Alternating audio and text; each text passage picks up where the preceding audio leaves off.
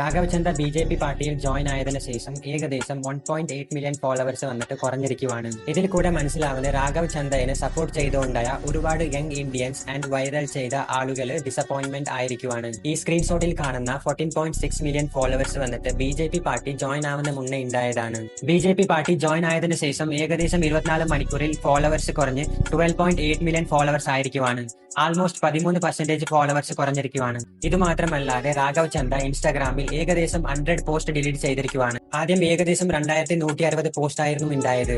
എന്നാൽ ഇപ്പോൾ 1960 പോസ്റ്റാണ് ഇരിക്കുന്നത്. ഇവിടെ ചോദ്യം എന്തോ എന്ന് വെച്ചാൽ ഡിലീറ്റ് ചെയ്തിരിക്കുന്ന ആ പോസ്റ്റ് എന്തിനെ കുറിച്ചുള്ളതാ എന്നാണ്. ഇതിന് മുന്നേ എക്സ് പ്ലാറ്റ്ഫോമിൽ പോസ്റ്റ് ചെയ്തിരിക്കുന്ന ആന്റി ബി.ജെ.പി പോസ്റ്റ് എല്ലാം ഡിലീറ്റ് ചെയ്തിരിക്കുവാണ്. ഇത് ജസ്റ്റ് ഒരു ഫോളോവേഴ്സ് അക്കൗണ്ട് മാത്രമായിരുന്നില്ല. ഒരുപാട് യങ് വോട്ടേഴ്സിന് വേണ്ടി പാർലമെന്റിൽ സംസാരിച്ചുകൊണ്ടായ, അവരിനെ അവിടെ റെപ്രസെന്റ് ചെയ്തുകൊണ്ടായ, സിസ്റ്റമുടെ എഗെയിൻസ്റ്റ് സംസാരിച്ചുകൊണ്ടായ തമ്മിൽ ഒരാളായിരുന്നു. അനൗൺസ് करता हूं कि मैं आम आदमी पार्टी से दूर जा रहा हूं.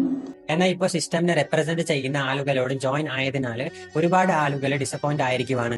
ഫോളോവേഴ്സ് ഡ്രോപ്പ് ആയിരിക്കുന്ന ഒരു സ്മോൾ ഇൻഡിക്കേറ്റർ ആണ്. സപ്പോർട്ട് ചെയ്തുകൊണ്ടിരിക്കുന്ന ആളുകൾ വന്നിട്ട് റിയാലിറ്റി മനസ്സിലാക്കി എന്നാണ്.